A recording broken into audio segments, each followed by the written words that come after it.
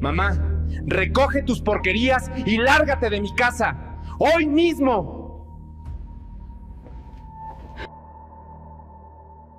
Eso me dijo mi hijo Rodrigo a las 10:47 de la mañana del 10 de mayo, delante de 11 personas. Lo que él no sabía en ese momento era que en 21 días esas palabras le iban a costar mucho más de lo que cualquiera en esa sala podría imaginar. Mantuve la espalda recta y la voz adentro. No le di lo que esperaba ver en mi cara.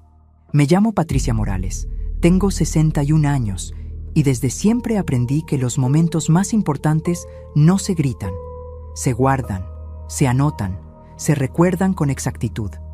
Y durante los 8 meses que viví en la casa de mi hijo, había estado haciendo exactamente eso, documentando en silencio cada detalle, cada fecha, cada palabra dicha y no dicha. Solo que esta vez, los registros eran sobre él, y sobre todo lo que yo había visto dentro de esas paredes. Tomé mi bolsa con calma. Besé a mis nietos, Emilio, de 7 años, y Sofía, de 4, en la frente, sin apresurarme, sin dejar que nadie viera lo que cargaba por dentro. Y antes de caminar hacia la puerta, coloqué un sobre manila sellado sobre la mesa del comedor. Sin decir una sola palabra, Rodrigo lo miró, pero no lo tocó. En 21 días entendería por qué ese sobre era lo más importante que yo había dejado sobre esa mesa. Y cuando finalmente lo abrió, ya era demasiado tarde para cambiar lo que venía. Pero antes de contarte todo lo que pasó esa mañana y todo lo que vino después de que salí por esa puerta, quiero pedirte algo. Si todavía no estás suscrito a este canal, hazlo ahora mismo. Dale me gusta a este video. Cada corazón me ayuda a seguir compartiendo estas historias. Y cuéntame en los comentarios desde qué país o ciudad me estás escuchando hoy. De verdad quiero saberlo. Me emociona saber hasta qué rincón del mundo pueden llegar estas palabras. Ahora sí.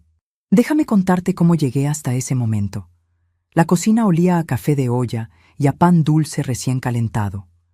La luz suave de esa mañana de mayo entraba por las ventanas, las mismas que yo había limpiado con vinagre y papel periódico cada domingo durante 8 meses seguidos. Sobre la estufa, el guisado que había preparado desde las 7 de la mañana todavía chisporroteaba en silencio. El mantel bordado que traje desde mi casa en Guadalajara, el que mi madre me regaló el día que me casé con Ernesto, cubría la mesa con esa dignidad callada de las cosas que llevan décadas en las manos de la misma familia. Todo se veía tranquilo, casi como una postal de familia feliz. Pero mis manos, escondidas dentro de mi bolsa, apretaban el asa de cuero con tanta fuerza que los nudillos me ardían. Tenía en la boca un sabor amargo, casi metálico, de algo que había estado tragando en silencio desde hacía meses. Y en el pecho, no miedo, algo más profundo que el miedo. La certeza fría de que ese momento lo había visto venir desde el primer mes que llegué a esa casa. Me llamo Patricia Morales. Tengo 61 años. Nací en Guadalajara, Jalisco, la segunda de 4 hermanos, en una familia que nunca tuvo mucho dinero, pero sí mucha dignidad. Mi madre era maestra de primaria. Mi padre vendía materiales de construcción en un negocio pequeño que olía a cemento y a madera húmeda. Los dos me enseñaron lo mismo desde que tuve uso de razón, que el trabajo honrado vale más que cualquier lujo, que la palabra dada no se rompe y que la familia es lo primero, siempre, aunque te duela. Me casé a los 27 años con Ernesto Villanueva, un hombre bueno, tranquilo, del tipo que no levanta la voz pero siempre está donde tiene que estar cuando lo necesitas. Tuvimos 2 hijos, Rodrigo, el mayor, y Marcela, 3 años después. Durante 29 años construimos juntos una vida pequeña pero nuestra. No nos sobraba, pero tampoco faltaba lo que de verdad importa. Cuando llegaba Navidad, la mesa olía a ponche y a bacalao. Cuando llegaba el Día de las Madres, mis hijos me traían flores del jardín del vecino porque no tenían para comprarlas de la floristería, y eso valía más que cualquier ramo de 100 pesos. Cuando Ernesto falleció hace 6 años, un infarto masivo un lunes por la mañana, mientras desayunaba su café con leche, sin avisos, sin despedidas, me quedé sola en la casa donde habíamos criado a nuestros hijos. Una casa con jardín, 2 recámaras y un silencio que tardé mucho tiempo en aprender a habitar sin que me aplastara. Pero aprendí.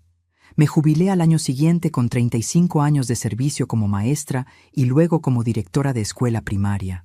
Me dediqué a mis plantas, a la parroquia de mi colonia, al grupo de costura que se reunía los miércoles en casa de mi amiga Consuelo. Construí una rutina. Aprendí a ser suficiente para mí misma. Y eso, que parece tan sencillo cuando lo dices rápido, me costó más trabajo que todo lo anterior junto. Rodrigo, mi hijo mayor, siempre me generó una preocupación distinta a la que me daba Marcela. No porque fuera mal hombre. Era trabajador, responsable, y de niño me abrazaba con una fuerza que me dejaba sin respiración, como si quisiera meterse de regreso en mi pecho. Pero desde que se casó con Valeria, hace ya 9 años, algo fue cambiando. Muy despacio.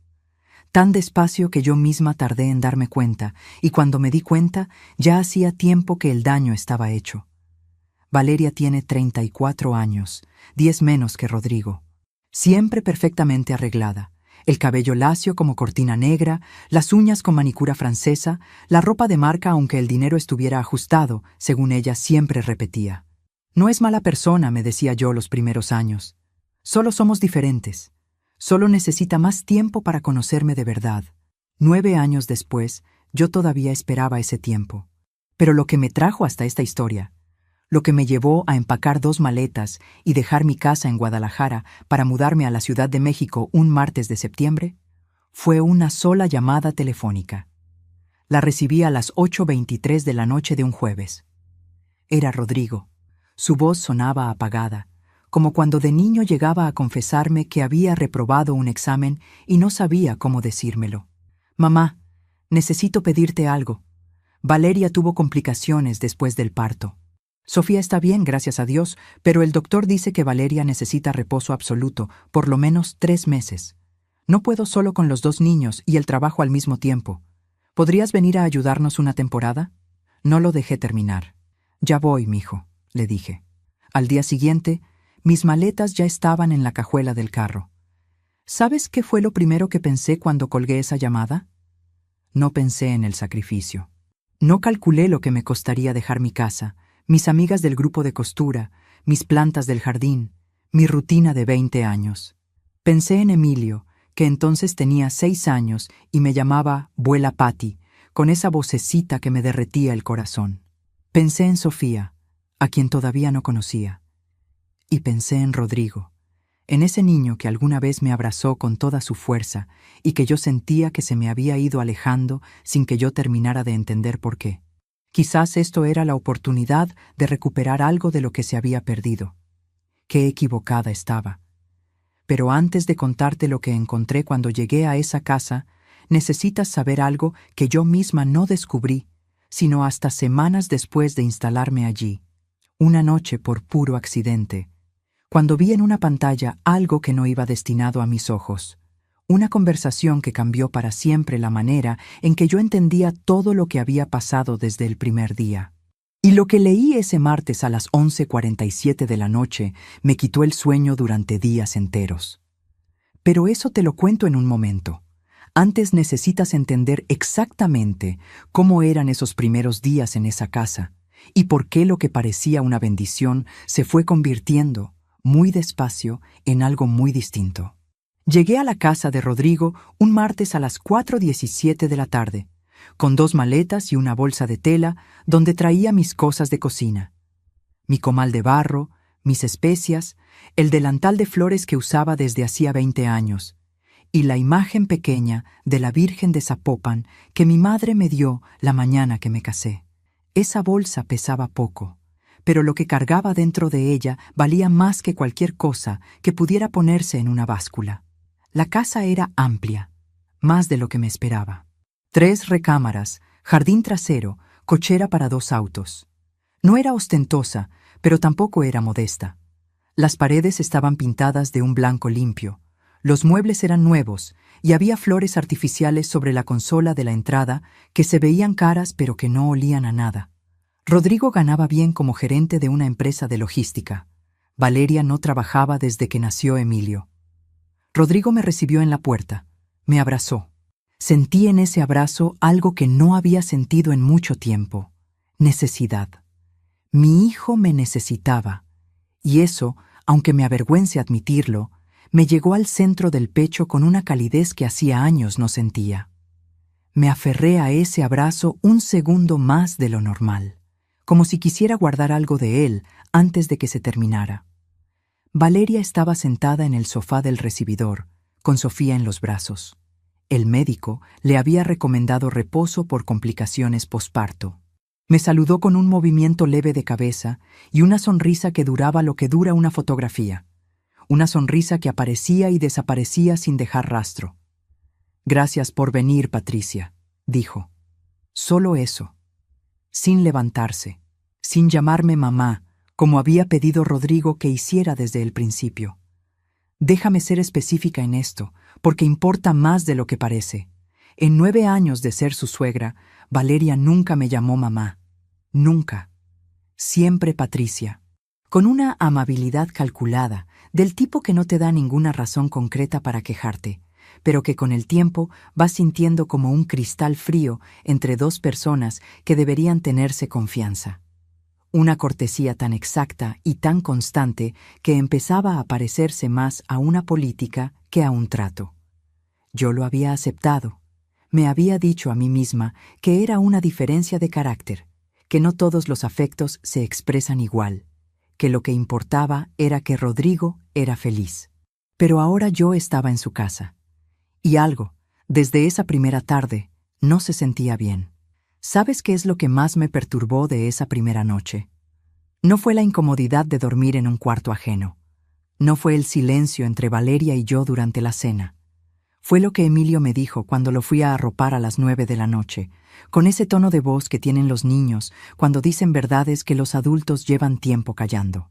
Me senté en la orilla de su cama, le acomodé la cobija hasta la barbilla, y él me miró con esos ojos grandes que heredó de Rodrigo. «Vuela, Patty, mamá dijo que ibas a quedarte para siempre». Me detuve. «¿Eso te dijo, mi amor?» «Sí, dijo que ya no iba a tener que hacer nada porque ya llegabas tú». 7 años tenía mi nieto, y en una sola frase me resumió lo que tardé semanas en comprender del todo. Me quedé sentada en esa orilla de cama un momento más, mirándolo, mientras él cerraba los ojos sin entender el peso de lo que acababa de decirme.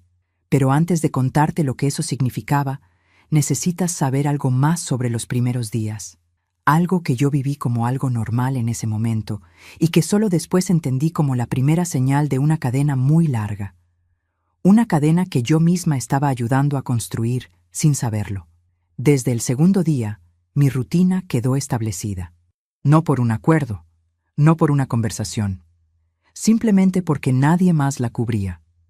Me levantaba a las 5:45 de la mañana. Preparaba el desayuno. Bañaba y vestía a Emilio para la escuela. Llevaba a Sofía con el médico cuando tocaba revisión. Hacía la compra. Cocinaba la comida y la cena. Recogía a Emilio por la tarde. Lo ayudaba con la tarea. Le leía cuentos antes de dormir.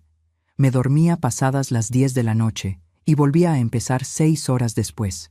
Cada día, sin excepción, sin que nadie lo pidiera y sin que nadie lo agradeciera en voz alta. A Valeria, el reposo médico le duró exactamente 3 semanas. Después de esas 3 semanas, el médico le autorizó actividad normal con ciertas restricciones. Eso fue en octubre. Yo estuve en esa casa hasta mayo, 7 meses después de que el reposo terminó. Hay una pregunta que me he hecho muchas veces desde entonces. ¿Por qué me quedé? Y la respuesta honesta, la que me costó trabajo admitir, es que me quedé porque me convencí de que me necesitaban. Porque Rodrigo siempre encontraba la manera de decirme algo que me anclaba. Siempre en el momento exacto. Como si supiera cuándo yo estaba a punto de llegar a un límite. «Mamá, con lo que me ayudas ahorras tiempo que yo uso para trabajar más y así poder darles más a los niños». «Mamá, Sofía ya te reconoce. ¿Ves cómo sonríe cuando te ve?» «Mamá, tú cocinas mejor que nadie en el mundo. Los niños están comiendo más sano desde que llegaste». Frases pequeñas, gotas de gratitud que caían justo cuando yo estaba a punto de decir algo, y que funcionaban. cada vez, con una precisión que mirando atrás no me parece inocente. Le di 8 meses de mi vida. Le di cada mañana de pie desde antes del amanecer. Le di mis rodillas adoloridas de agacharme a bañar a Sofía cada día. Le di mis ahorros de la jubilación cuando Valeria dijo que estaban cortos para la quincena y había que comprar pañales. Le di mis miércoles de costura, mis domingos de parroquia, mi jardín de Guadalajara, mis amigas de toda la vida. Le di todo lo que tenía disponible, y en todo ese tiempo no recibí ni un solo peso. Ni una sola vez alguien mencionó la palabra pago, ni siquiera en tono de broma. Pero en realidad, lo que más me costó no fue el trabajo. Eso lo hago con gusto cuando se trata de mis nietos. Lo que más me costó fue lo que Valeria fue haciendo, muy despacio, con mi lugar dentro de esa casa. En las primeras semanas, yo cocinaba y ponía la mesa. Valeria llegaba, movía los platos del lugar, cambiaba el arreglo de la mesa y volvía a sentarse sin decir nada. Una tarde cambió los contenedores donde yo guardaba las especias y los acomodó en un cajón diferente sin avisarme. Otra semana reorganizó el refrigerador y tiró el caldo que yo había preparado desde el día anterior. Otro día encontré mi comal de barro guardado en el fondo de una alacena, reemplazado por uno de teflón que olía a nuevo. No decía nada, no me enfrentaba, solo deshacía, como si mi presencia en esa cocina fuera temporal, una situación de emergencia que ella toleraba mientras esperaba que regresara la normalidad. Yo guardé silencio, porque seguía diciéndome a mí misma lo mismo. Son diferencias de carácter. No hay mal intento, pero hubo un momento que me quedó muy grabado. Fue un sábado de noviembre, a las 2:13 de la tarde, cuando Rodrigo llegó a casa para comer. Yo había preparado pozole rojo con todo: tostadas, orégano, cebollita picada, rábanos, limón. El mismo pozole que hacía su abuela, que hacía yo cada mes desde que Rodrigo era niño, el que él pedía siempre para sus cumpleaños. Había empezado desde las 11 de la mañana. La cocina entera olía a chile ancho y maíz cacahuacintle. Rodrigo entró a la cocina, olió el aire, y por primera vez en semanas vi algo parecido al Rodrigo que yo conocía. Se le iluminó la cara. «Mamá, pozole. ¿En serio?» «Siéntate, mijo. Ya está». Valeria llegó detrás de él, miró la olla y dijo con una voz completamente plana: «Rodrigo, te dije que íbamos a ir a comer con mis papás hoy». Hubo un silencio. Rodrigo me miró. Luego la miró a ella. Y en ese segundo vi la decisión tomarse en su cara como se toma el agua cuando encuentra el camino más fácil hacia abajo, sin dudar, sin buscarme los ojos de nuevo. «Es verdad, mamá. Lo olvidé. Guarda el pozole. Lo comemos mañana». Y se fueron. Comí sola. El pozole seguía caliente. El olor llenaba toda la cocina, y yo estaba sentada frente a una olla para 10 personas, sola en una mesa para 6, en una casa que no era mía, con el mantel bordado de mi madre debajo de los codos y el silencio más pesado que había sentido en mucho tiempo. Lo que yo no sabía ese sábado de noviembre era que ese momento era solo el primero de una serie, que lo que Valeria estaba haciendo no era casualidad ni temperamento, que había un patrón, y que ese patrón tenía un propósito, uno que había comenzado mucho antes de que yo llegara a esa casa con mis 2 maletas y mi bolsa de cocina.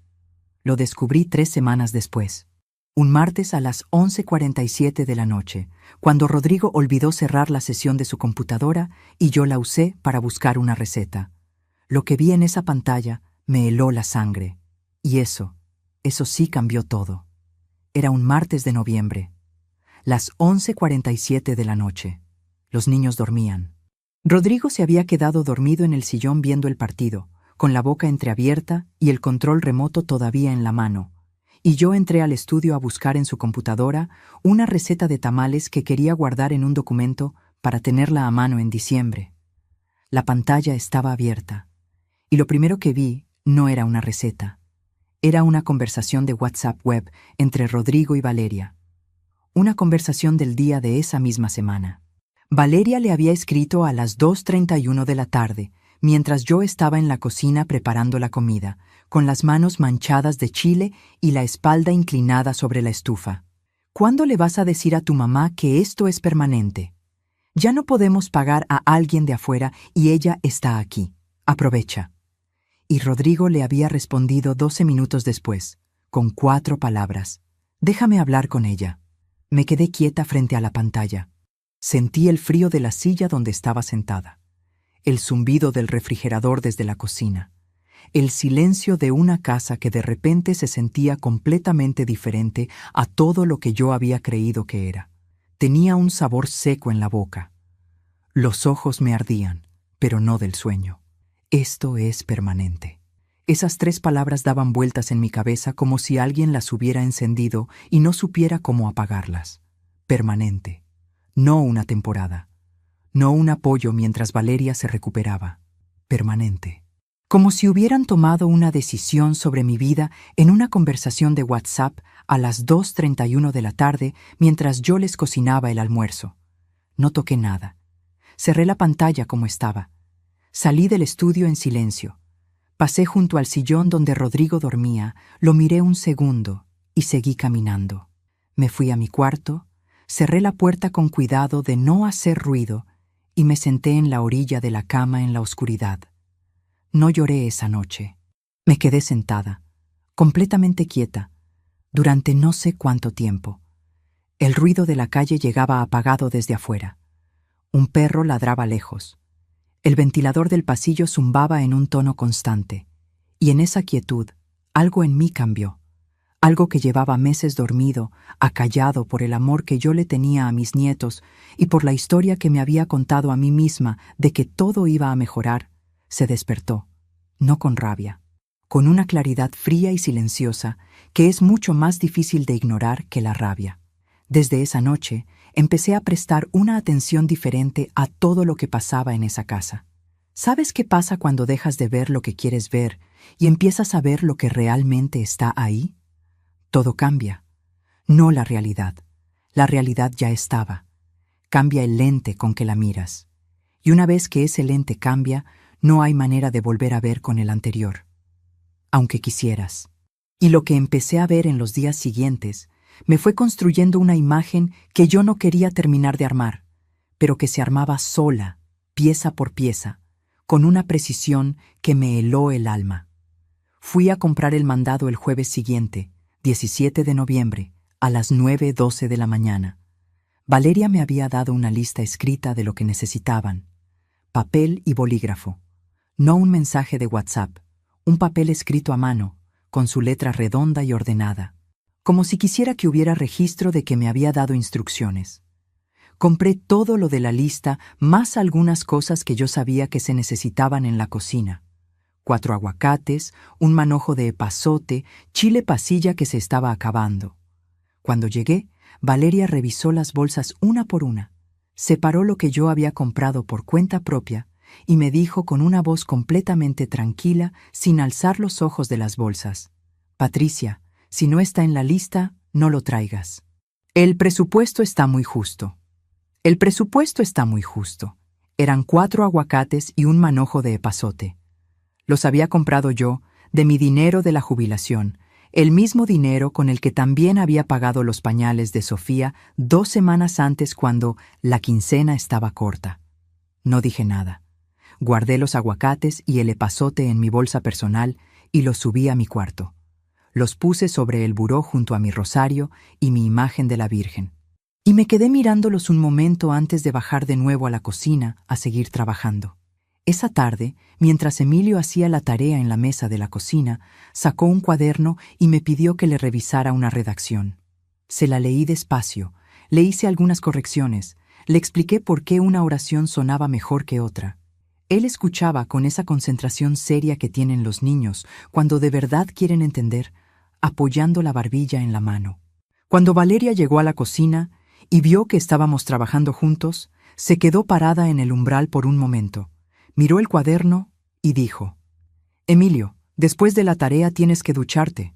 Y Rodrigo ya llegó. Vayan a saludarlo». Emilio cerró el cuaderno a la mitad de la página. Se levantó sin decir nada y salió. Y yo me quedé sola en la cocina con el sonido del agua de la llave que alguien había olvidado cerrar y el cuaderno de mi nieto abierto sobre la mesa, con la redacción a la mitad. Ese tipo de interrupciones, tan pequeñas que no podías señalarlas sin parecer exagerada, ocurrían 3 o 4 veces por semana, siempre cuando yo estaba en un momento de conexión real con los niños. Una historia a la mitad, un juego interrumpido, una conversación cortada justo antes de llegar a algo. Como si hubiera un sensor invisible que detectaba cuándo la abuela estaba ganando terreno afectivo y lo neutralizaba, con eficiencia, sin confrontación, con una voz siempre tranquila y razones siempre razonables. Solo faltaban 21 días para que todo cambiara. Aunque yo todavía no lo sabía, lo que sí sabía desde esa noche frente a la pantalla era que necesitaba empezar a documentar, no por venganza. Eso quiero que lo entiendas bien. No era rabia lo que me movía en ese momento. Era algo más parecido a la responsabilidad. Soy directora de escuela jubilada. 35 años de mi vida los pasé entendiendo que las palabras y los hechos sin registro no existen para nadie más que para quien los vivió. Aprendí eso la primera vez que tuve que resolver un conflicto entre dos familias que contaban versiones completamente distintas de lo mismo. Lo que no se escribe, no ocurrió. Y yo había vivido muchas cosas en esa casa que nadie más que yo conocía. Esa semana compré una libreta pequeña, café oscuro, tapas duras, hojas de rayas finas. La guardé en el bolso interno de mi bolsa de mano que nadie más tocaba y empecé a escribir. Fechas, horas, palabras textuales cuando podía recordarlas, situaciones, una por página, con letra clara, sin adornos ni interpretaciones. Solo lo que pasó, cuándo pasó y quién estaba presente. No sabía que esa libreta se convertiría en una de las cosas más importantes que hice en mi vida.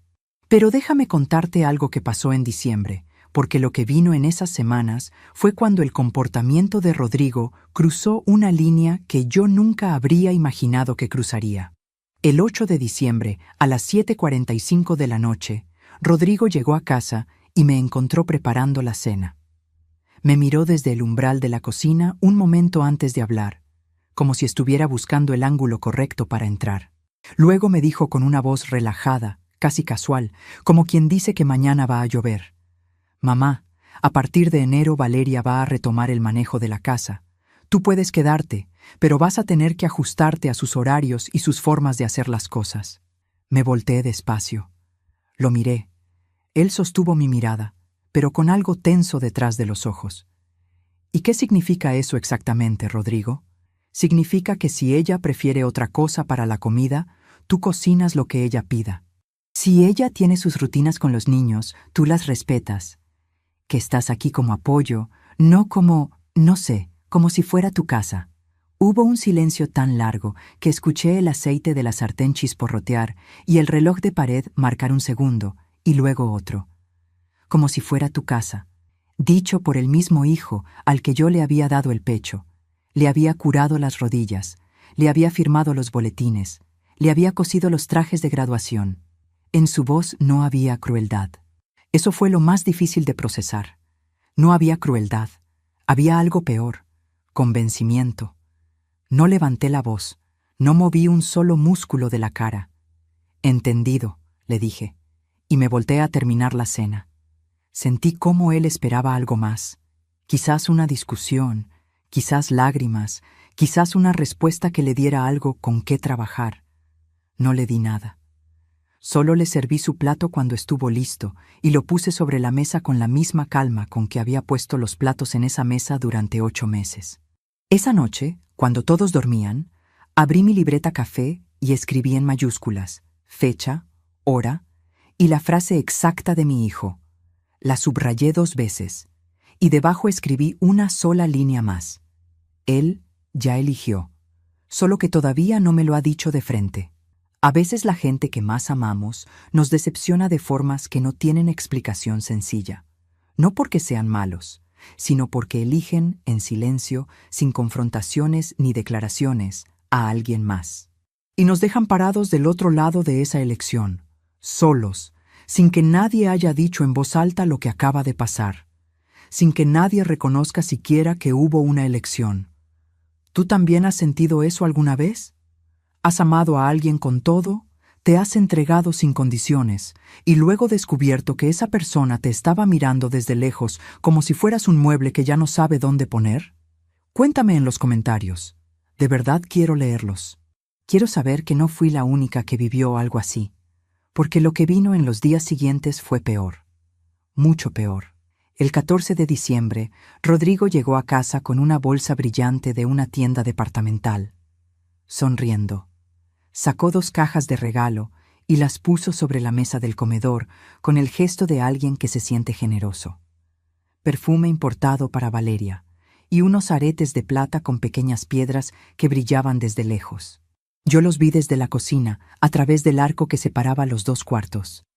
Esa misma semana me había dicho que el presupuesto estaba ajustado para la quincena y que no podríamos hacer una cena de Navidad grande, que mejor algo sencillo, sin invitados, para no gastar, que quizás ni árbol este año, porque los adornos buenos ya estaban viejos y no valía la pena comprar nuevos.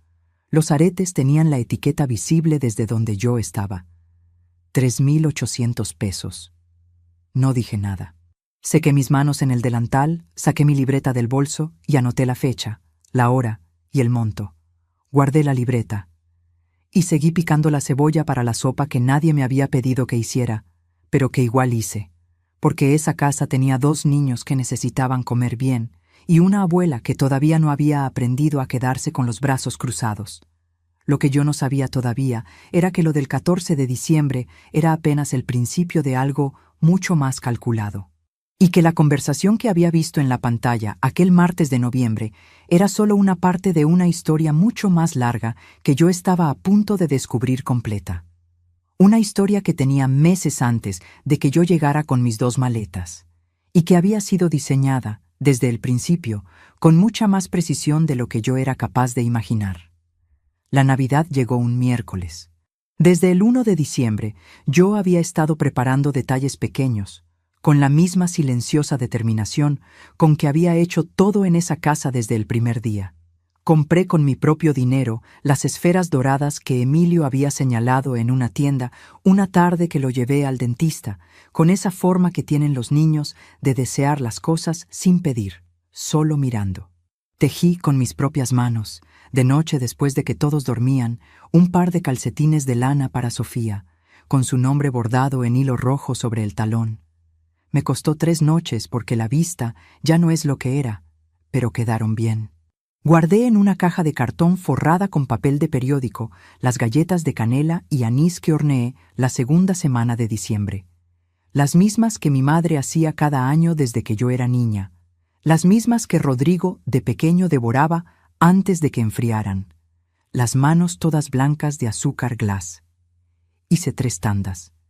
La cocina olió a naranja y a canela durante 2 días. Nadie me pidió que hiciera nada de eso. Lo hice porque era lo único que en ese momento sentía completamente mío. El 23 de diciembre, a las 6 de la tarde, Rodrigo llegó a casa con una energía diferente. No era la energía de alguien que trae buenas noticias. Era la energía de alguien que viene a decir algo que ya ensayó. Entró a la cocina, donde yo estaba preparando el relleno del pavo para el día siguiente, y se quedó parado en la entrada con los brazos cruzados. «Mamá, Valeria habló con sus papás. Van a venir ellos aquí el 24. Somos bastantes, así que mejor algo sencillo. El pavo está bien, pero ella va a traer el resto de la comida de allá, porque la señora Conchi ya lo tiene preparado». Me detuve un momento. Seguí mezclando. ¿Van a traer la comida de la casa de sus papás? Sí, ya está todo coordinado. ¿Y el pavo? El pavo también lo vamos a dejar. La señora Conchi hace uno diferente. Que no te dé pena, es por no desperdiciar esfuerzo de nadie. Fue el que no te dé pena lo que me atravesó como una aguja fría. Porque sonaba amable, sonaba considerado. Y por eso era más difícil de contestar que una grosería directa. Llevaba semanas aprendiendo que ese era el idioma de esa casa. Todo dicho con una voz tranquila que no te dejaba ningún lugar visible donde pararte a defenderte. No dije nada. Tapé el tazón del relleno con film transparente. Lo metí al refrigerador. Me limpié las manos en el delantal de flores y subí a mi cuarto. Esa noche, la Nochebuena del 24 de diciembre, la familia de Valeria llegó a las 7:30.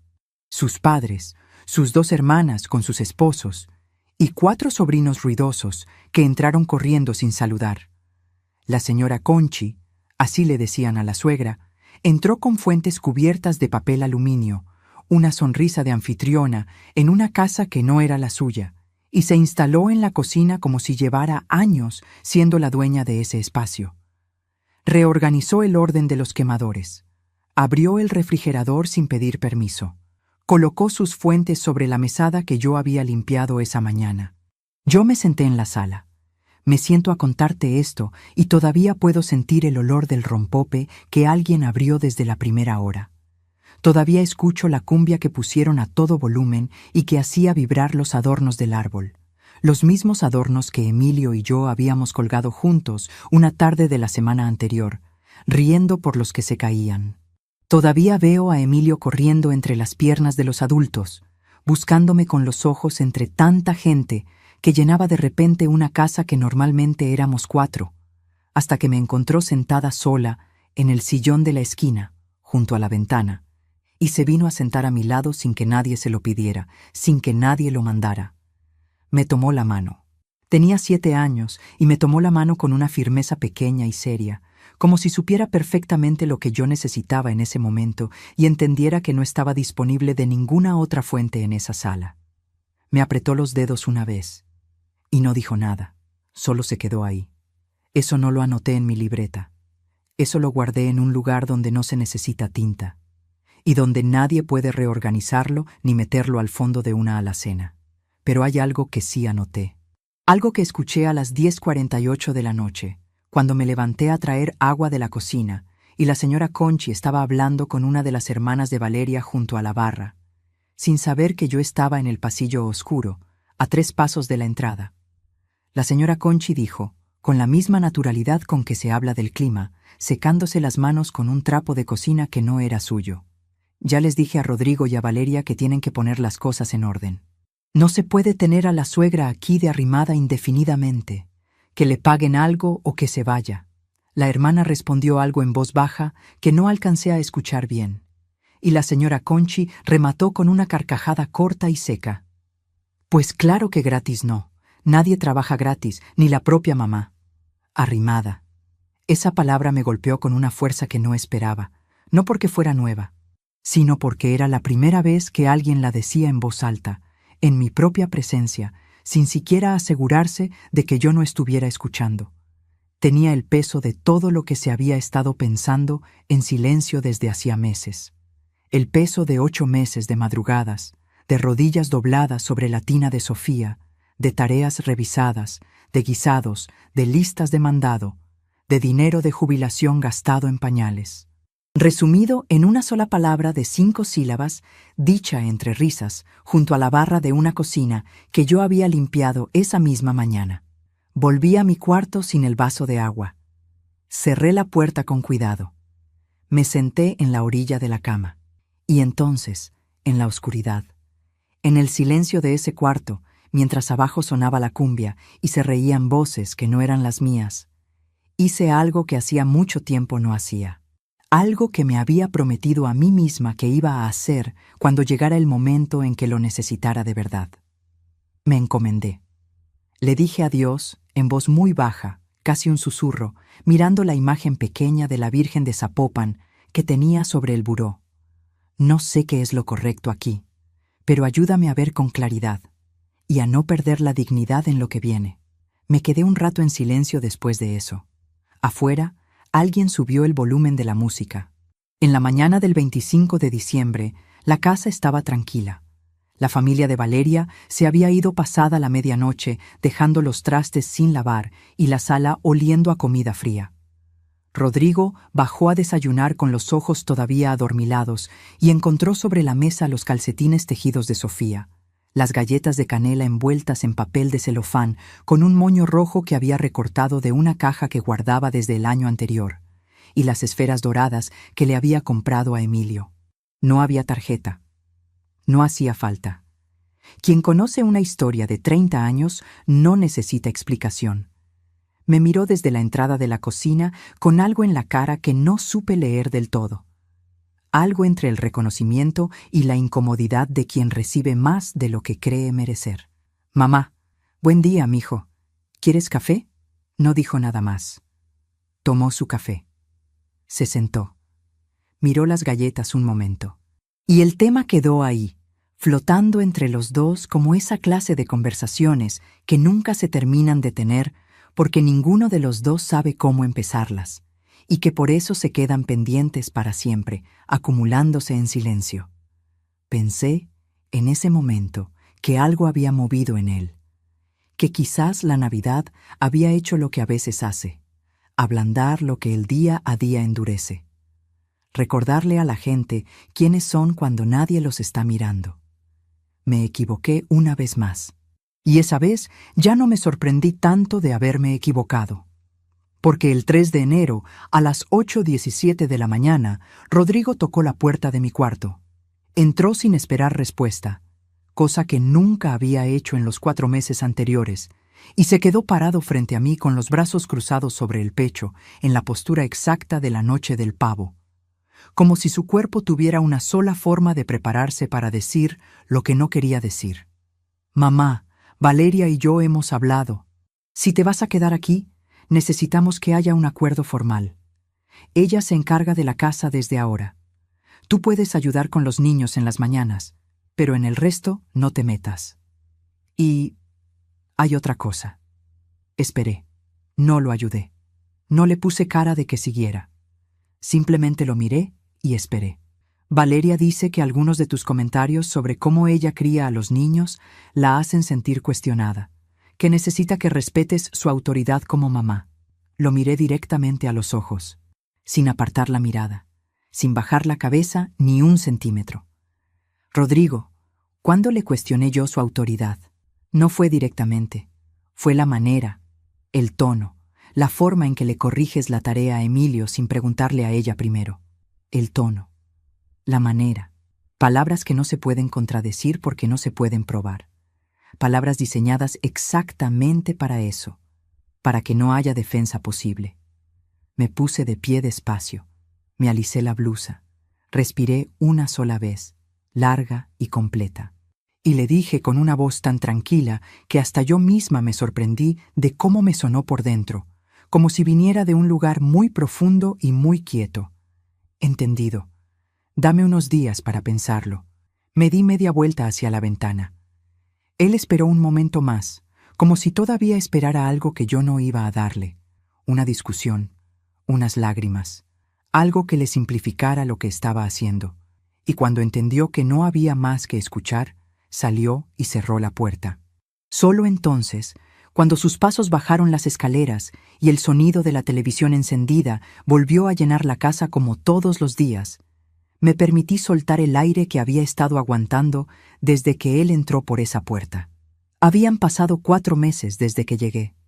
4 meses de madrugadas, de comidas, de tareas, de médicos, de pañales pagados con mi dinero, de pozole comido sola frente a una olla para 10. Y por primera vez desde que entré por esa puerta con mis 2 maletas y mi bolsa de cocina, lo vi todo con absoluta claridad, sin el velo del amor que quiere creer lo mejor, sin la historia que yo misma me había estado contando.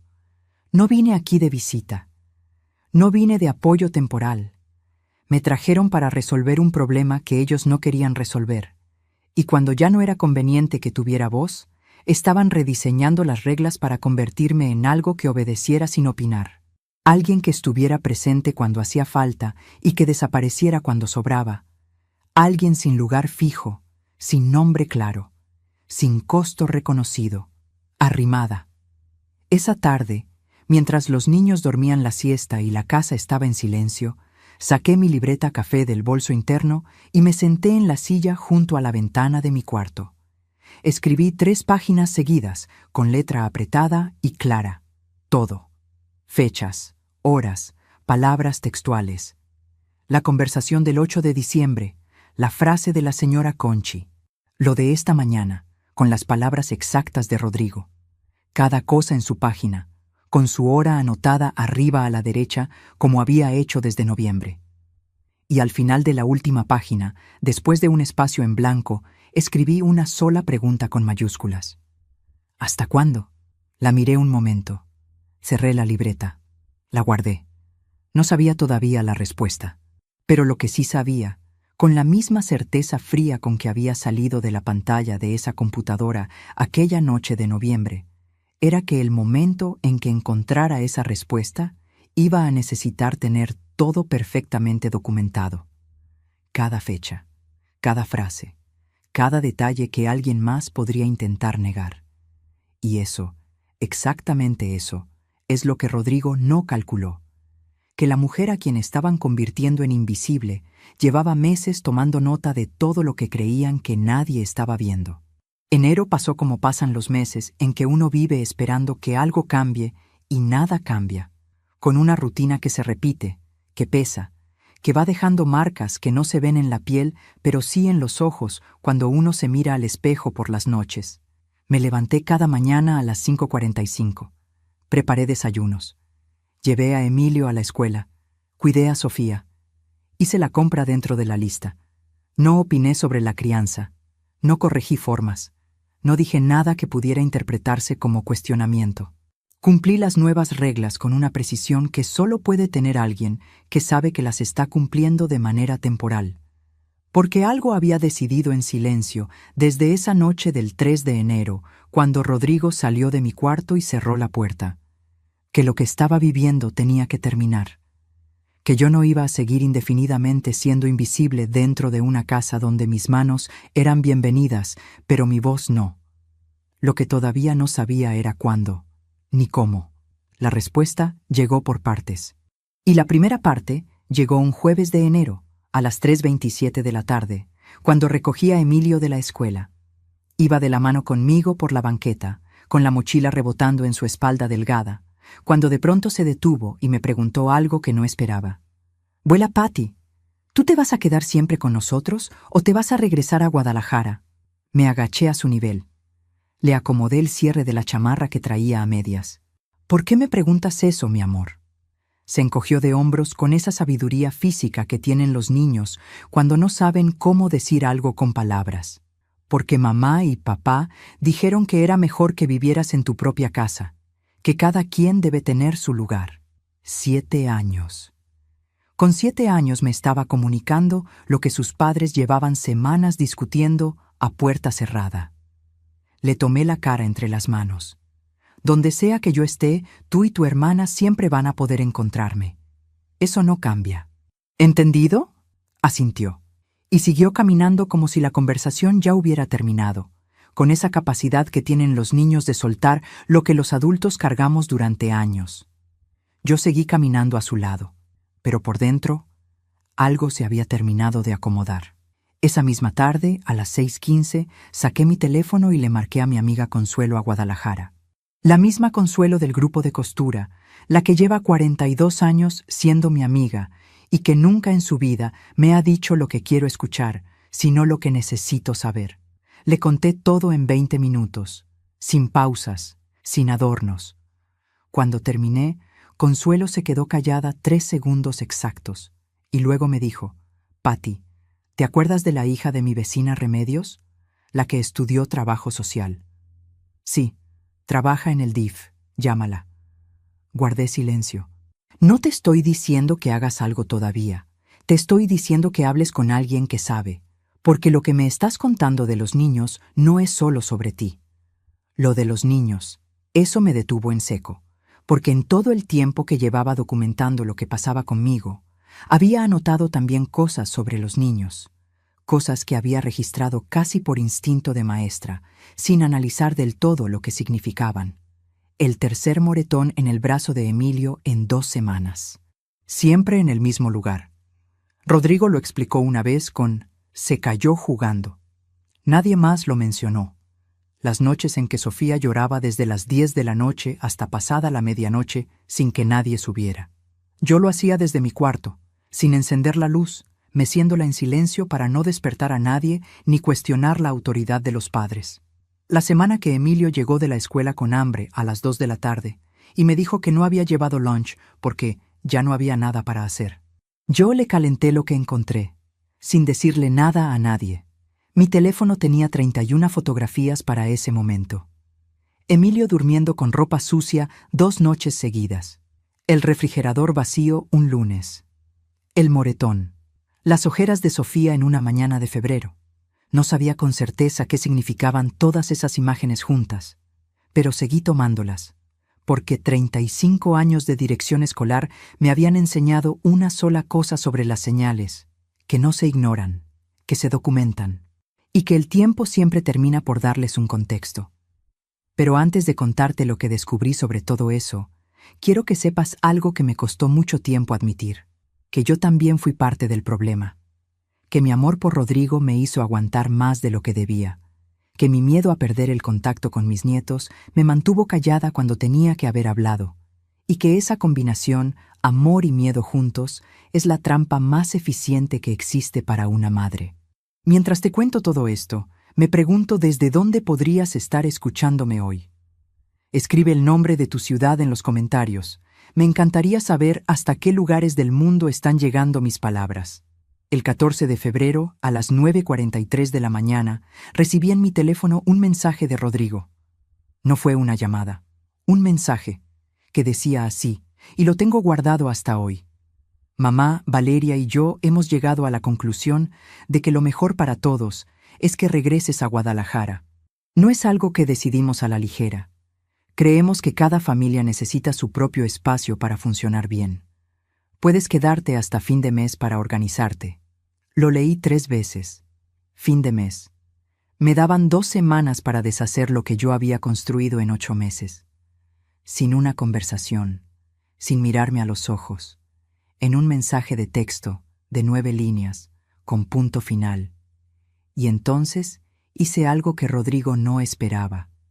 No contesté. No ese día. No al siguiente. Guardé el teléfono en mi bolsa y me fui a bañar a Sofía como todos los días. Le canté la misma canción de siempre, le sequé el pelo con la toalla que yo había traído de Guadalajara y la dejé dormida con su osito de peluche color crema. Luego saqué mi libreta café y empecé a escribir el plan. Solo faltaban 12 días para el 10 de mayo. 12 días para el momento en que todo lo que había estado construyendo en silencio iba a salir a la luz de la única manera en que podía salir. Y lo que Rodrigo no calculó, lo que ninguno de los dos calculó, era que una directora de escuela jubilada que lleva 35 años documentando expedientes no improvisa. Lo que iba a pasar el 10 de mayo ya estaba escrito. Solo faltaba que llegara el día. Febrero terminó en silencio. Marzo llegó con un frío húmedo que se metía por las ventanas de la madrugada y que yo ya no tenía ganas de combatir. No respondí el mensaje de Rodrigo del 14 de febrero. No ese día, ni el siguiente, ni en toda esa semana. Y eso tuvo un efecto que no anticipé. El silencio los inquietó mucho más que cualquier respuesta. Lo veía en la manera en que Rodrigo me miraba en el desayuno, esperando que yo dijera algo. Lo veía en cómo Valeria cambiaba de conversación cuando yo entraba a un cuarto. Habían lanzado una granada y esperaban una explosión. Y en cambio, yo seguía preparando el desayuno. Seguía recogiendo a Emilio. Seguía cargando a Sofía para que durmiera. Lo que ellos no sabían era que ese silencio mío no era resignación, era trabajo. Déjame contarte lo que hice esas semanas, con exactitud. Porque necesitas entender que lo que pasó el 10 de mayo no fue un impulso, fue el resultado de algo construido con calma, con paciencia y con 35 años de saber exactamente cómo se documenta lo que importa. Empecé por mi libreta café. La revisé entera desde la primera página. Conté las entradas, 47 registros escritos desde el mes de octubre, fechas, horas, palabras textuales, situaciones. La organicé en categorías: comportamiento hacia mí, comportamiento hacia los niños, situaciones económicas, expresiones verbales directas. Luego pasé a las fotografías en mi teléfono. 38 en total para ese momento. Las organicé por fecha. Las guardé en una carpeta separada, etiquetada. Llamé a Consuelo el 3 de marzo, a las 10:22 de la mañana, y le pregunté por la hija de su vecina Remedios. Consuelo me dio el número sin hacer más preguntas. La llamé esa misma tarde. Me atendió una mujer de voz tranquila y directa que me escuchó durante 40 minutos sin interrumpirme. Al final, me hizo 3 preguntas específicas sobre los niños. Tomé nota de cada una. El 7 de marzo fui a la papelería de la esquina y saqué copias de las páginas más relevantes de mi libreta. Las metí en un sobre manila, sellado. Lo guardé en el fondo de mi maleta, debajo de la ropa. Y el 12 de marzo, a las 4:47 de la tarde, hice la llamada más difícil de todo ese proceso. Llamé a Marcela, mi hija, la única persona en el mundo que conocía a Rodrigo tan bien como yo, y que hacía 3 años no hablaba con él por razones que nunca me contó del todo. Cuando escuché su voz, me di cuenta de que hacía demasiado tiempo que no la escuchaba de verdad, más allá de los mensajes rápidos y las llamadas de cumpleaños. Y me dolió reconocerlo. Le conté lo esencial. Sin dramatismo, sin lágrimas, con la misma precisión con que le habría dictado un acta a una secretaria. Marcela escuchó en silencio hasta que terminé. Y luego me dijo algo que no esperaba. Mamá, yo lo sabía. Llevo 2 años esperando que me llamaras para decirme esto. Hubo un silencio entre las dos que pesaba más que todas las palabras que habíamos dejado de decirnos. ¿Qué necesitas de mí, mamá? Eso fue todo lo que necesité escuchar. ¿Sabes qué es lo que más recuerdo de esa llamada? No fue lo que Marcela dijo. Fue lo que sentí cuando colgué, que no estaba sola, que había estado cargando algo que no tenía que cargar sola, y que el miedo que había tenido todo ese tiempo a pedir ayuda había sido la cadena más pesada de todas. Pero el punto de quiebre real, el momento en que supe con certeza absoluta que lo que venía era inevitable, llegó el 2 de abril, un miércoles, a las 7:18 de la noche. Rodrigo llegó a casa con una bolsa de plástico que traía algo abultado. Entró directo a la sala sin pasar por la cocina, donde yo estaba terminando de cenar con los niños. Lo escuché hablar con Valeria en voz baja. Luego, escuché a Valeria reírse, un sonido que hacía semanas no salía de esa sala. Cuando entré a recoger los vasos de los niños antes de acostarlos, vi sobre la mesa de la sala 2 folletos de una agencia de viajes. Los tomé con naturalidad, como si fuera a acomodarlos, y leí sin detenerme. Riviera Maya, paquete todo incluido, 5 días, salida 22 de mayo. No dije nada. Dejé los folletos exactamente donde estaban. Metí a los niños a la cama, y cuando cerré la puerta del cuarto de Emilio, me quedé parada en el pasillo oscuro, con la espalda apoyada en la pared, procesando lo que acababa de ver. El 22 de mayo, 10 días después del 10 de mayo. 10 días después de que se suponía que yo ya me habría ido de esa casa. Habían planeado unas vacaciones de celebración, mientras yo empacaba mis cosas, mientras dejaba a mis nietos, mientras me alejaba de la casa donde había lavado, cocinado, cargado y velado durante 8 meses. Ellos estaban hojeando folletos de resorts con albercas infinitas y cenas frente al mar. Esa noche no dormí. No dormí pensando en Emilio acomodando su mochila sin que nadie le revisara si llevaba el lunch. No dormí pensando en Sofía llorando por las madrugadas en una habitación a oscuras. No dormí pensando en los 8 meses de mis manos, mis rodillas, mi espalda, mis mañanas, mis ahorros. No dormí pensando en la palabra arrimada, rebotando desde diciembre dentro de mi cabeza. No dormí pensando en el mensaje de 9 líneas con punto final que decía, puedes quedarte hasta fin de mes. Y en algún momento de esa madrugada, entre las 2 y las 3 de la mañana, tomé una decisión. No me iba a ir antes del 10 de mayo.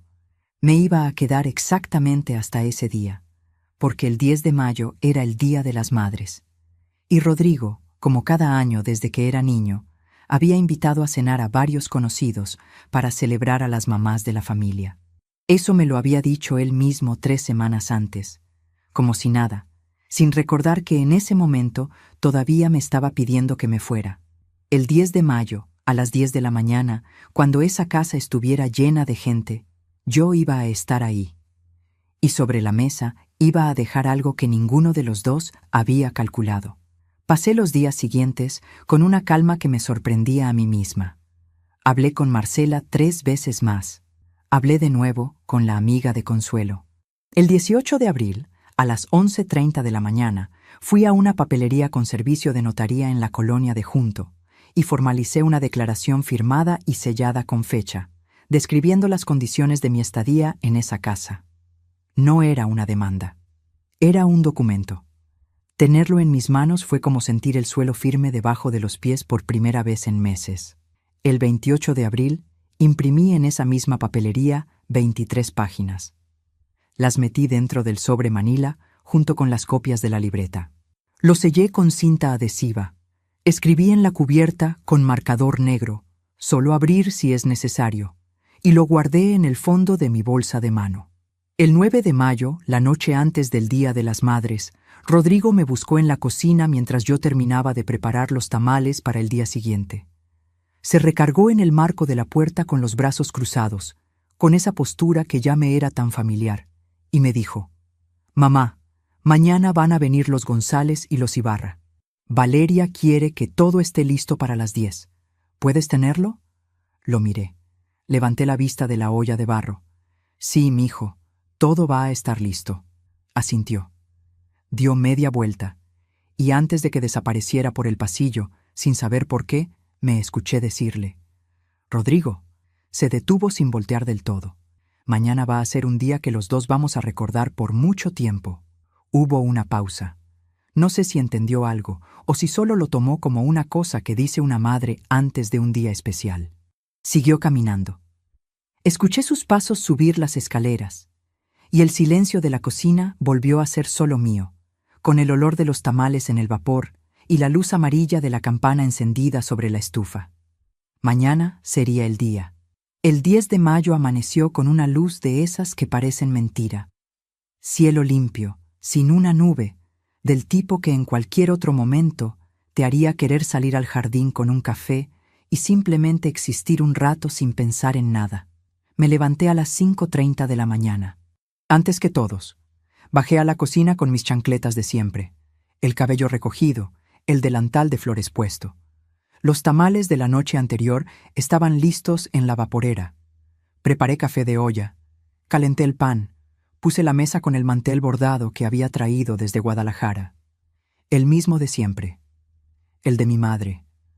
Lo acomodé con cuidado, pasándole la mano encima para alisar los pliegues, como si fuera la última vez que lo haría en esa casa, porque lo era. A las 7:15 bajó Emilio en pijama, con el cabello revuelto y los ojos todavía mitad dormidos. Me vio en la cocina y se acercó directo a abrazarme por la cintura, como hacía siempre, sin decir nada. Olía a niño recién despertado, a jabón de lavanda del baño de arriba, a inocencia. Le serví su desayuno.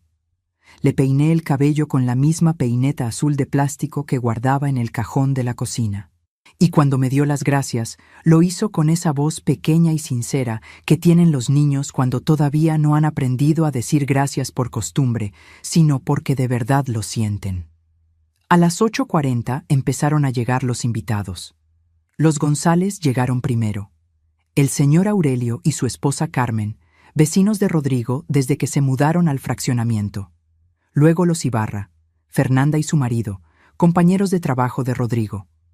Luego la hermana de Valeria con su esposo. Y para las 10 de la mañana había 11 personas en esa sala además de Rodrigo, Valeria y yo.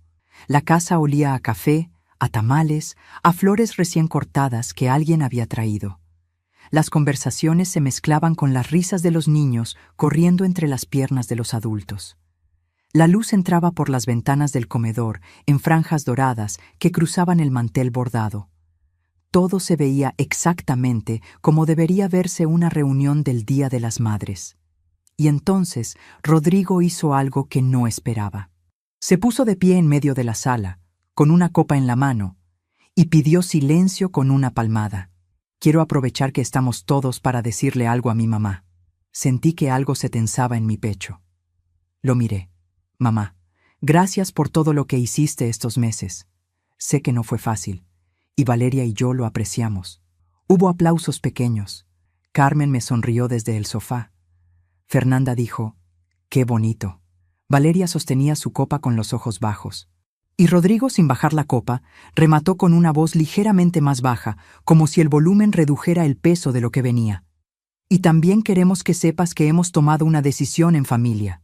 Ya es momento de que cada quien tenga su espacio. Así que mamá va a regresar a Guadalajara esta semana, ya lo hablamos. Silencio. No un silencio dramático. Un silencio de los que se producen cuando nadie sabe exactamente cómo reaccionar porque lo que acaban de escuchar no tenía lugar en esa reunión, en ese tono, en ese momento. Me lo dijo ahí, frente a 11 personas, con una copa en la mano, en el Día de las Madres. Lo miré. No aparté los ojos de él ni un segundo, y él no me sostuvo la mirada. Fue entonces cuando Valeria, sin levantarse del sofá, añadió con una voz perfectamente modulada, casi dulce: Patricia, de verdad te lo agradecemos. Pero creo que todos necesitamos nuestro espacio para respirar, ¿verdad? Patricia: no, mamá. Nunca, mamá. La señora Carmen me miró con una expresión que mezcla incomodidad y lástima. Vi cómo el señor Aurelio carraspeaba y miraba su taza. Vi cómo Fernanda se inclinaba hacia su marido y le decía algo al oído. Y vi, en el umbral del pasillo, a Emilio parado con su vaso de jugo en la mano, mirándome con unos ojos que entendían más de lo que debería entender un niño de 7 años. Me puse de pie despacio. Tomé mi bolsa del respaldo de la silla donde siempre la dejaba.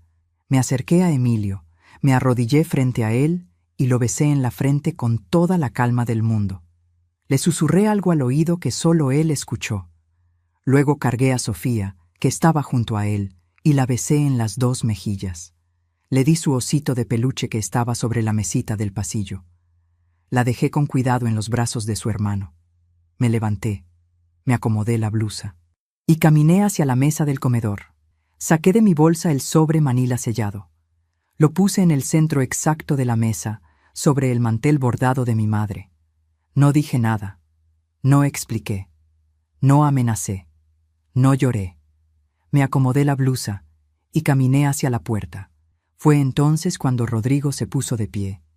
Su voz ya no tenía el tono de la copa ni la modulación cuidadosa de los agradecimientos. Lo que salió de él en ese momento fue otra cosa. Lo que sale cuando alguien siente que está perdiendo el control de algo que creía tener perfectamente controlado. Lo que sale cuando el miedo y la vergüenza se mezclan delante de testigos y ya no queda espacio para las palabras bien ensayadas. Mamá, recoge tus porquerías y lárgate de mi casa, hoy mismo.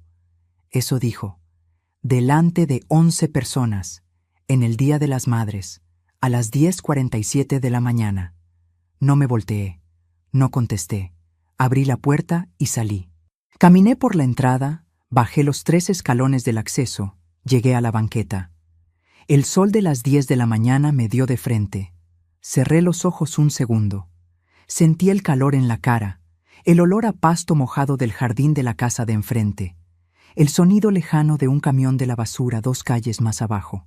Abrí los ojos. Seguí caminando. Dentro de esa casa, sobre la mesa con el mantel de mi madre, había dejado 47 páginas de registros con fechas, horas y palabras textuales. 38 fotografías impresas, organizadas por fecha. Una declaración notariada y una carta de 1 página dirigida a los servicios de protección a la infancia, lista para ser enviada, con el nombre de Emilio y el nombre de Sofía escritos en la primera línea. Rodrigo no sabía nada de eso todavía, pero en aproximadamente 3 minutos, cuando abriera ese sobre, lo iba a saber todo. Caminé 4 calles antes de sentarme en una banca del pequeño parque que quedaba a 2 cuadras del fraccionamiento.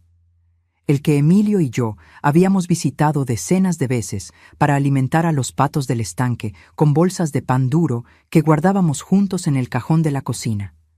Me senté, puse la bolsa sobre mis rodillas y me quedé quieta. El sol de las 10 de la mañana del 10 de mayo calentaba mis manos con una suavidad que no merecía la mañana que acababa de vivir. Los pájaros hacían su ruido normal. Un niño pasó corriendo con una pelota roja. Una señora mayor caminaba a paso lento con su perro pequeño, un perro blanco con manchas café que me recordó al que tuvimos cuando Rodrigo era chico.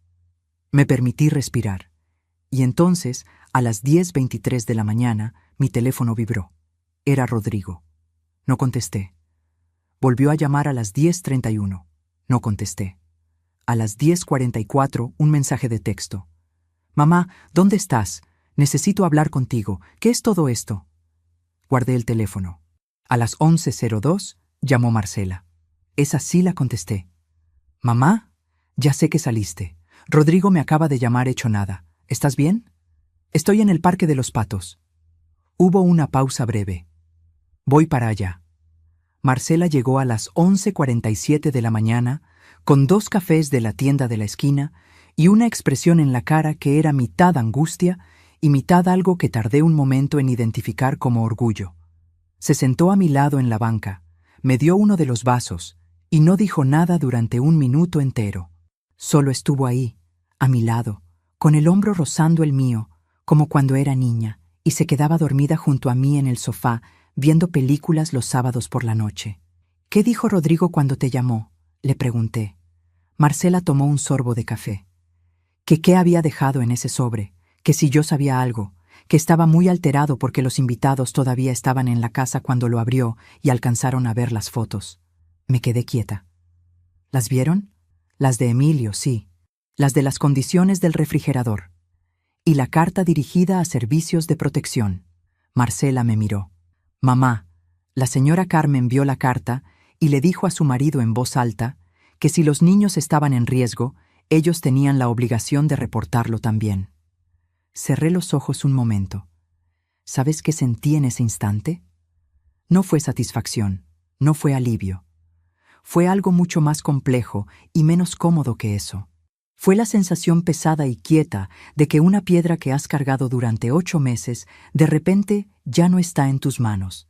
Y el cuerpo todavía no sabe cómo moverse sin ese peso.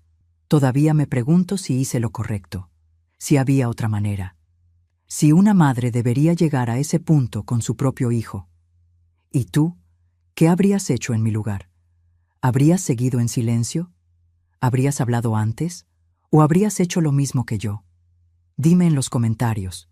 De verdad necesito saberlo. Necesito saber que no estoy sola en esa duda, porque la duda no desaparece solo porque las cosas resultaron de cierta manera. La duda se queda. Es parte del precio de amar. Lo que sí sé es lo que pasó en los 21 días siguientes. El 10 de mayo por la tarde, los González hicieron exactamente lo que la señora Carmen había dicho. Presentaron un reporte voluntario ante el Sistema para el Desarrollo Integral de la Familia, describiendo lo que habían visto en el sobre. No fue una denuncia penal. Fue una notificación de verificación de bienestar familiar. El tipo de proceso que se activa cuando adultos responsables tienen indicios de que menores podrían necesitar atención. Un trabajador social se presentó en la casa de Rodrigo el 14 de mayo, un miércoles, a las 9:15 de la mañana. Eso me lo contó Marcela, que lo supo porque Rodrigo la llamó en pánico a las 9:47, con una voz que Marcela describió como la de alguien que acaba de pisar tierra que no sabía que era falsa. «Mamá, Rodrigo lloraba», me dijo Marcela. Me llamó llorando. Me dijo que no entendía cómo había llegado a esto, que por qué no le había hablado antes, que todo era un malentendido. Me quedé callada. «¿Y tú qué le dijiste?» Marcela se tomó un segundo. Le dije que le preguntara a su conciencia cuántas veces te dio la oportunidad de hablar. No respondí nada, pero por dentro algo se acomodó en un lugar donde llevaba mucho tiempo sin acomodarse nada. La visita del trabajador social duró 90 minutos. Revisaron el estado de la casa, hablaron con los niños por separado, revisaron el historial médico de Sofía, tomaron nota de las condiciones generales. El resultado fue lo que en esos procesos se llama seguimiento preventivo. No había evidencia de riesgo grave e inmediato, pero sí de descuido sistemático en rutinas básicas de cuidado. Se programaron 2 visitas de seguimiento y una recomendación de orientación familiar. Rodrigo canceló el viaje a la Riviera Maya. Eso también me lo contó Marcela. El paquete para el 22 de mayo, los 5 días todo incluido, el resort de alberca infinita y cenas frente al mar. Cancelado el 15 de mayo, con penalización del 40% del costo total. 280,000 pesos que simplemente se fueron. Yo no lo celebré. Lo escuché y sentí solo el cansancio quieto de alguien que ha estado en pie durante demasiado tiempo y finalmente puede soltar los hombros. Pero el momento que más me marcó de todo lo que pasó en esos 21 días no fue la visita del trabajador social, ni la cancelación del viaje, ni los mensajes sin respuesta de Rodrigo acumulándose en mi teléfono. Fue el 19 de mayo, un lunes, a las 4:47 de la tarde. Sonó el timbre de la casa de Consuelo en Guadalajara, donde me había quedado desde que salí de la Ciudad de México. Consuelo fue a abrir. Escuché su voz desde la cocina, luego un silencio breve y luego sus pasos acercándose. «Patty, es Emilio». Me levanté tan rápido que casi tiré la silla. Rodrigo lo había traído desde la Ciudad de México. Solo, sin avisar, sin llamar. Mi hijo había conducido 3 horas, había tocado la puerta de la casa de mi amiga y se había quedado en la banqueta con mi nieto de la mano, sin atreverse a pasar. Salí a la puerta. Rodrigo estaba parado en la entrada, con una expresión que no le había visto nunca antes. No era la expresión del hombre que levanta copas frente a invitados, ni la del que habla de espacios personales con voz modulada. Era la expresión de un niño de 44 años que no sabe cómo reparar algo que rompió sin darse cuenta de la fuerza que usó. Emilio se soltó de su mano y corrió hacia mí. Lo abracé con los 2 brazos, con toda la fuerza que me quedaba, con la cara enterrada en su cabello que olía a ese mismo jabón de lavanda del baño de arriba. Sentí su espalda delgada bajo mis manos, su respiración acelerándose un poco como cuando llora en silencio para que no lo vean, el calor de su frente contra mi cuello. «Vuela, Patty», me dijo al oído. Solo eso. Mi nombre en su voz. Levanté la vista hacia Rodrigo. Él me miraba, y en sus ojos vi por primera vez en muchos meses algo que reconocí de cuando era niño. Vergüenza verdadera. No la vergüenza de quien fue atrapado, sino la vergüenza de quien finalmente entiende exactamente lo que hizo y ya no puede ignorarlo.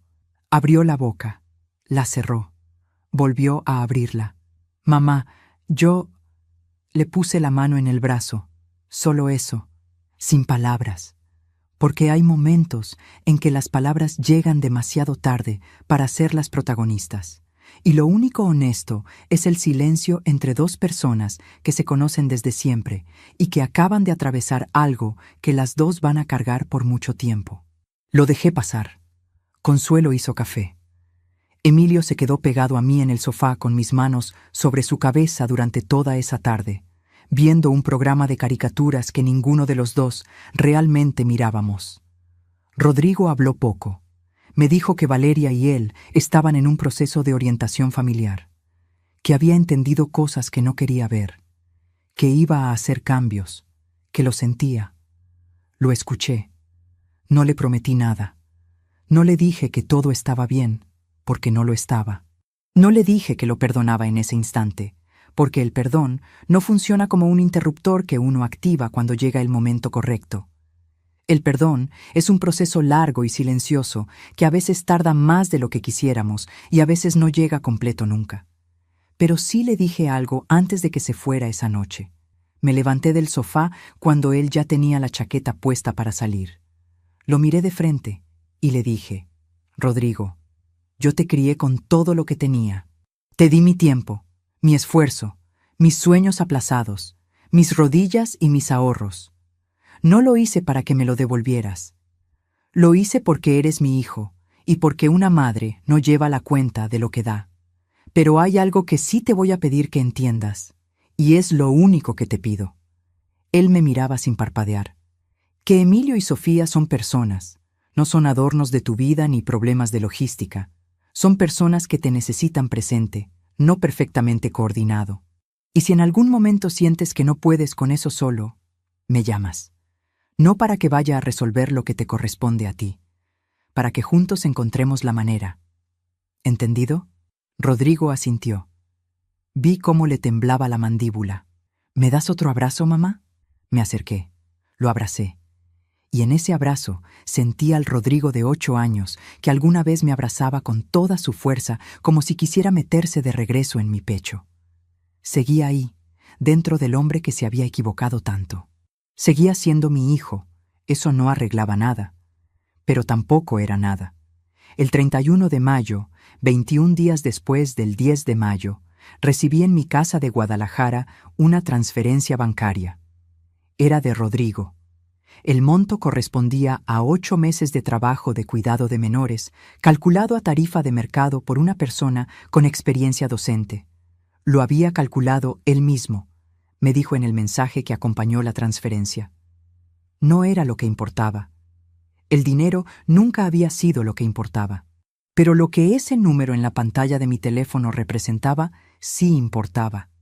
Representaba que alguien, finalmente, había reconocido en voz alta lo que mis manos habían valido durante todo ese tiempo. Y eso, aunque tarde, aunque imperfecto, aunque acompañado de un costo demasiado alto para todas las personas involucradas, no era poca cosa. Han pasado 11 meses desde el 10 de mayo. Vivo en mi casa de Guadalajara, la misma donde crié a mis hijos. El jardín ha crecido más de lo que debería.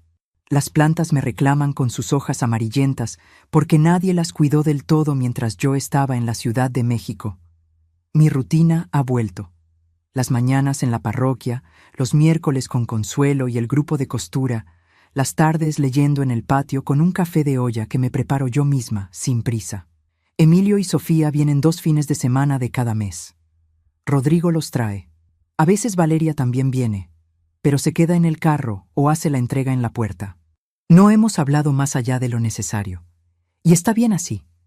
No todo se repara con conversaciones largas ni con promesas grandes. Algunas cosas se reparan con tiempo, con acciones pequeñas que se repiten hasta que el peso se va levantando solo. Rodrigo y Valeria terminaron la orientación familiar en julio. Asisten a terapia de pareja una vez al mes. Emilio me contó que su papá ahora le prepara el lunch para la escuela. Que la noche de Navidad cocinó él el pavo, con receta mía. Que Sofía ya duerme mejor. No sé si es permanente, pero es un cambio, y eso es más de lo que tenía hace un año. Yo no regresé a vivir con ellos, no lo haría ni aunque me lo pidieran, porque lo que pasó en esa casa me enseñó algo que no se aprende en ningún otro lado. Que el amor familiar no es incondicional en el sentido de que uno deba aceptar todo. El amor familiar es incondicional en el sentido de que uno está dispuesto a hacer lo que sea necesario para protegerlo, incluso si eso significa poner límites donde nunca pensaste que los pondrías. Le di 8 meses de mi vida a esa casa. Le di cada mañana de las 5:30. Le di mis manos para cuidar a Emilio y Sofía. Le di mi silencio cuando quería gritar. Le di mi dignidad cuando querían quitármela.